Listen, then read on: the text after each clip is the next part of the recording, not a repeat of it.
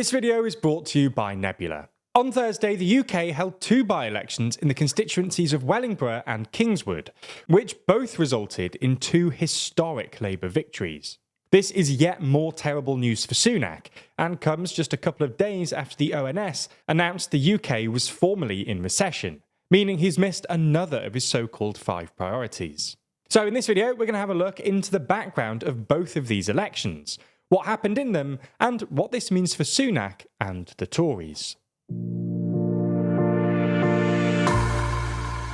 Before we start, if you haven't already, please consider subscribing and ringing the bell to stay in the loop and be notified when we release new videos.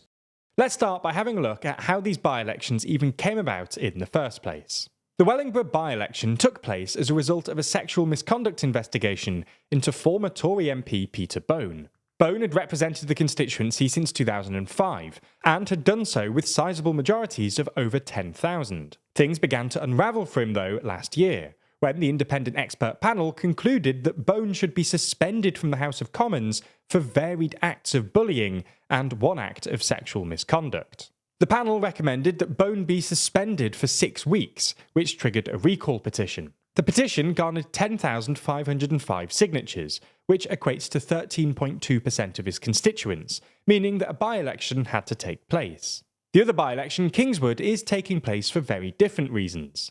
Chris Skidmore, a Conservative MP, first elected in 2010, announced on the 5th of January this year that he'd be standing down as an MP. In his resignation letter, he claimed that there is now no economy without a green economy, and that he had resigned in protest at the government's decision to prioritise and politicise new oil and gas licences above a sensible investment plan for the future. Now, it was known that Skidmore was planning to leave Parliament, but it was expected that he would do this at the next election. His decision to stand down and cause a by-election was, at least in part, designed to do damage to the government. With Labour still ahead in the polls, it's expected that they're going to not only win the general election this year, but secure themselves a pretty large majority.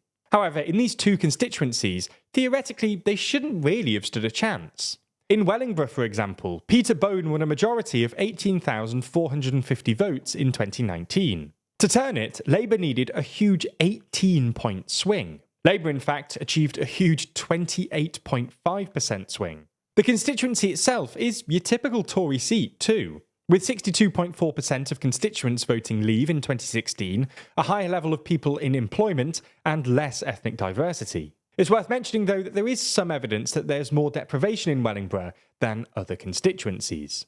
It's a similar story in Kingswood, although Labour appeared to have stood a bit more of a chance in this constituency. Kingswood went Tory back in 2010, having previously been held by Labour since 1992. It voted Leave, but only with a margin of 58%. The level of deprivation is only slightly lower than other seats, and the level of household income only slightly higher. However, despite the constituency profile suggesting that the Tories had a chance of retaining the seats, in the end, they lost both. In Wellingborough, Labour's candidate Jen Kitchen received 13,844 votes, which accounts for about 45% of the vote share.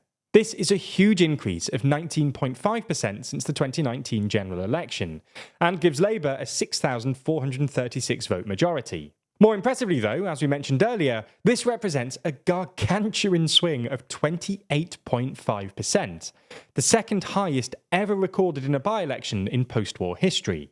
Conversely, the picture from the Tory side here looks pretty devastating. Their vote share declined by a whopping 37.6% since 2019. Now, some Tories, such as the chairman of the party, Richard Holden, have tried to argue that this can be explained away by circumstances around the by-election itself. After all, it's taking place following a sexual assault allegation and bullying allegations surrounding Peter Bone. And it's worth noting here, there were rumours that the Tory candidate was actually Peter Bone's girlfriend. Another argument used by Tories is that the election had a very low turnout, and that their voters simply stayed at home. And again, there's an element of truth to this. Turnout was only 38.1%, about 26% lower than in the 2019 general election. However, the idea that those that stayed at home are going to change their minds and vote Tory in the general election feels like wishful thinking. Now, the other thing to note here is the impressive vote share achieved by Reform UK.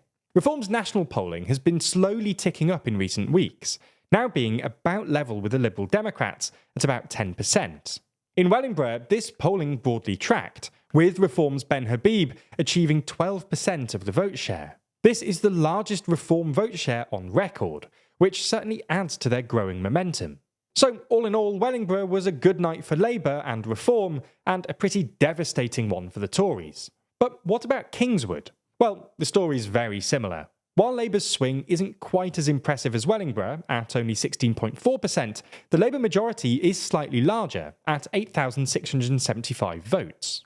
Again, this seat reaffirms that Labour are doing very well in the polls, and that Keir Starmer is very well on track to become the next Prime Minister. Kingswood also demonstrates, conversely, that the Conservatives are in deep trouble. The Tory vote share declined by 21.3%, and they're being pushed on the right by Reform UK, who achieved 10.4%.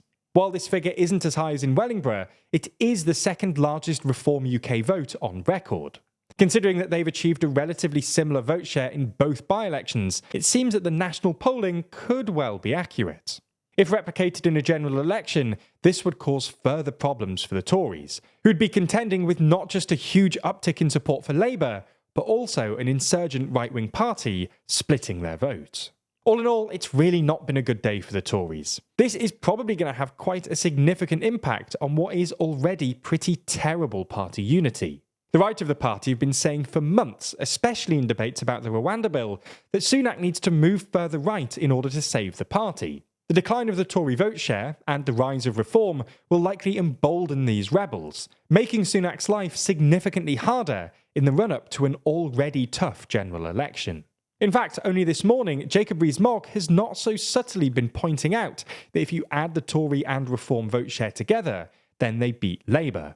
Starmer, on the other hand, faces quite the opposite problem: complacency. The concern is that people in his party get used to the idea that Labour's going to win the general election, and as such, stop fighting as hard for victory. That's why his reaction to the result this morning is that Labour needs to fight like they're 5 points behind. These by-elections then are a good insight into what might happen, and the problems the parties, especially the Tories, face in the coming months. As a TLDR viewer, I can pretty confidently say that you're curious about the world around you, keen to know what's really going on, rather than just the general media narrative. And one country where this is particularly interesting is China, where a lot of media coverage can be muddled or misleading. If you want to dive deeper though, I'd recommend Polymatter's incredible series, China Actually, which explores the truth behind the Chinese news, examining the truth about China's one-child policy, why China has no allies, how Chinese censorship really works, and what exactly China's nuclear policy looks like. All in all, it's a brilliantly researched and thoughtful series, and it's exclusively available on our streaming service, Nebula. As you know, Nebula is the service that we built with a whole bunch of our creator friends, and is home to tons of smart, educational content from all of your favorite creators.